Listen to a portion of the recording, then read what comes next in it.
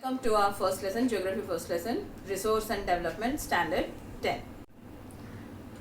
So, we were learning about the physical features, the natural features or resources, or it is man-made resources. These are the different kind of elements we were learning, and we are having a small recap of the session. This lesson is a small recap, and we are into little of the details also on what basis these resources are classified. So we will be looking into that part, and the very beginning part as it is shown here, the overview. It is the physical environment we have here. Then we have the technology and the institutions. So when we say it is in the center, we have drawn a triangle. It is in your textbook. You have drawn a triangle, and we said it is human beings. Then at the top we have given it as physical environment. Whatever the environment it is provided, the earth gives you, the biosphere gives you that environment there. Then the technology we have, then the institutions. Then I have written here, it is through. When you have something, in the very beginning also we have talked about, whenever there is a resource, how are you coming to know that is a resource? If you have a land which is very fertile, but you don't have that knowledge about the fertility, or you don't have the knowledge how the land works, what is the use of that fertile land? It becomes of no use. That is in your 9th standard first lesson we have learned these all things. As human is a resourceful person, that particular resource becomes resourceful, or else it is just waste. Even if it is a fertile one, non-fertile one, makes no difference if the man is not resourceful. So human becomes the center point here, and we have the physical features, we have the physical environment around us, and human becomes the center point. If human realizes that this is a resourceful one, then only he can use it through technology. And how are we learning these all things? It is because of through technology we are creating institutions. We are trying to improve that. We are trying to go with still more developments. These are the things. This is the overview. Based on this, we shall be talking about what exactly this resource and development is about. The second one goes with classification of resources. This is the simple part as given in your textbook. It is natural and your human is here. Two types of resources we have. Natural resource, which is by nature, it is provided, it is abundance in, and it is provided to us. And human made, man made.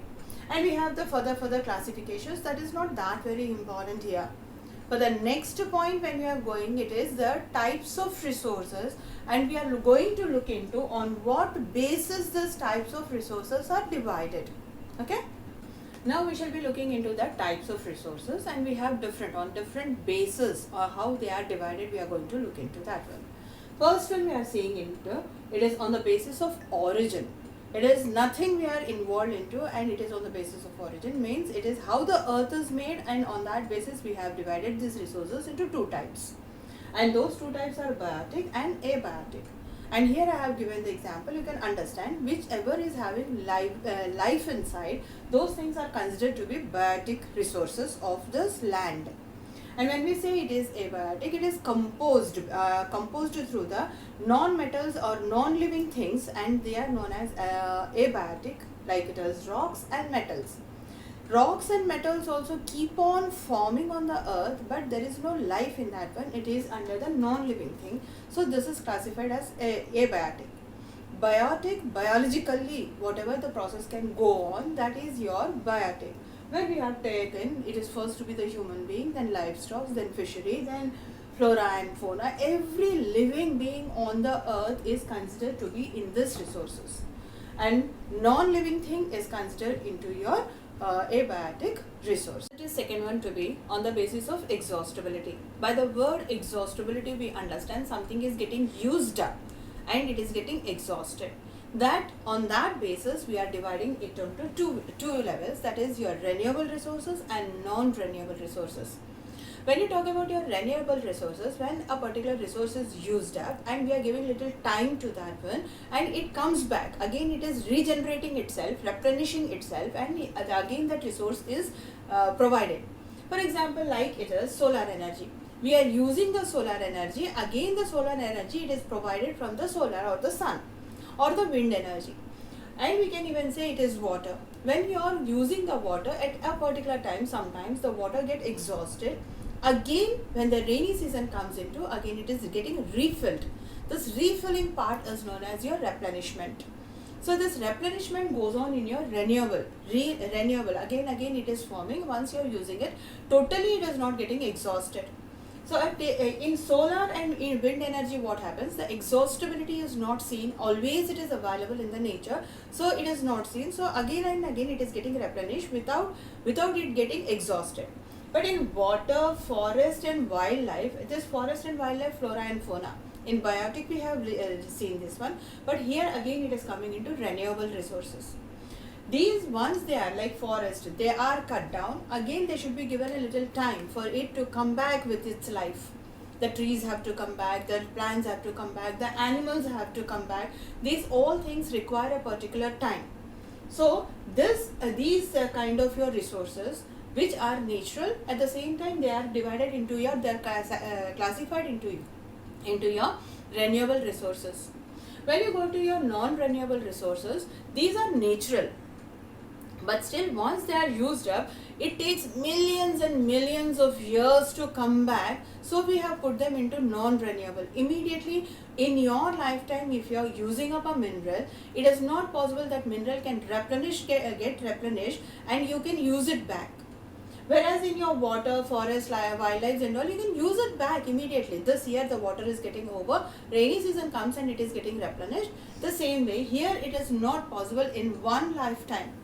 It is almost like when you say it is minerals and fossil fuels, this takes millions of years to get formed. So we have put them into non-renewable resource. We can classify them into a part of like it is recyclable and non-recyclable. But they are not renewable. Non-renewable, in that only you are going with recyclable. For example, if you are taking metal, metal can be used and used till its strength is lost.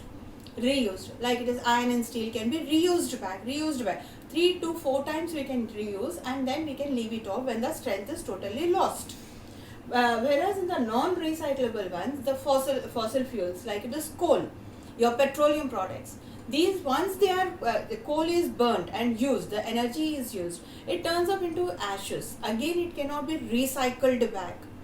In non-renewable resources, we are again having recyclable and non-recyclable. Once metals can be used more than once, whereas non-recyclable, non-renewable material, they cannot be used more than once. It is only for one use purpose.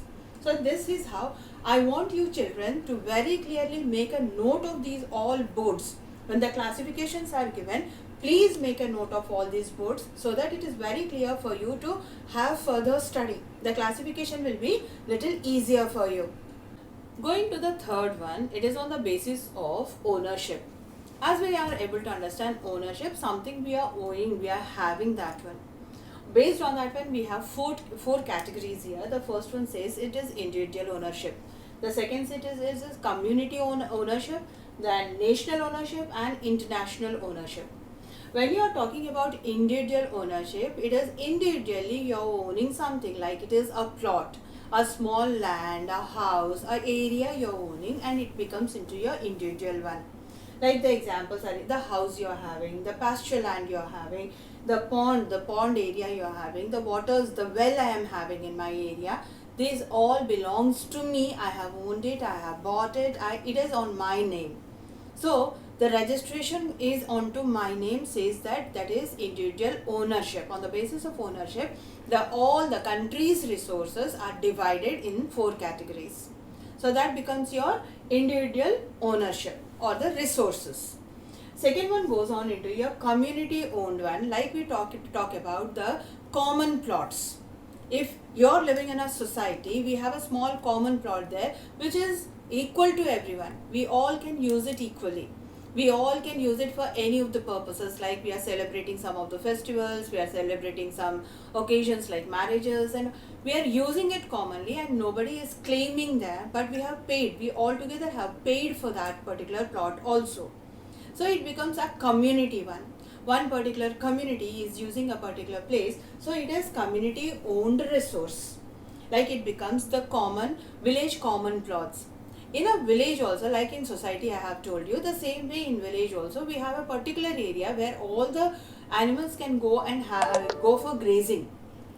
So that also becomes your village common plots, like it is grazing grounds, yeah, burial grounds. Burial grounds also in a particular community, like it is the village. In village also they have 2 or 3 burial grounds saying this particular community, like it is Muslims, like it is Hindus, we have different. So those particular burial grounds belong to a particular community. They maintain it, they hold it, they take care of it, everything that particular community takes care. So it comes into your community owned resources. The public parks also are the same, and the picnic spots. The third one goes with your national. In national, when you say this is within the boundary of your country, within, it should be inside the country.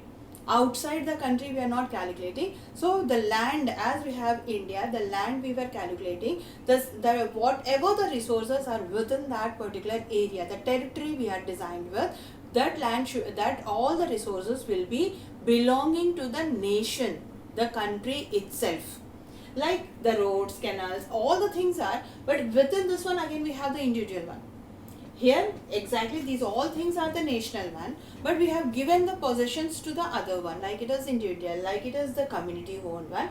Now we are talking about like roads, canals, these all parts belongs to government, so it becomes the ownership of these lands or these things are the nationwide. It goes off into the nation, the government is taking care about these properties. The individual cannot take, the community cannot take care of, so it is given, the authority is given to the nation. The fourth one goes on with international resources, where you are talking about it is oceanic resources. As in the national we have talked about the land area, whatever the land area is, and we have the territories. We have India, the map is given like this, we have China, the map is given. So the resources whatever are available inside the land, inside the territory, becomes your national. Now coming to your international, it is only in the oceanic, it is not related to your land but the oceans. For example, like it is in India, we have the peninsular area, and our southern part is protruded into the water. That protrudence or that peninsular formation, it is coming into the water. So they have given us near about 200 kilometers from the land, from the coastal land to the water, inside the water, 200 kilometers of water belongs to that country, and rest after 200 kilometers it goes off into the hands of international forums, where international forums or institutions will take care who is using what part of water, and it will be a different kind of study. So till your peninsular area is divided and you are from that coastal line, you are moving 200 kilometers away into the water, till that area the water is belonging to India, or till that area the water is belonging to that country.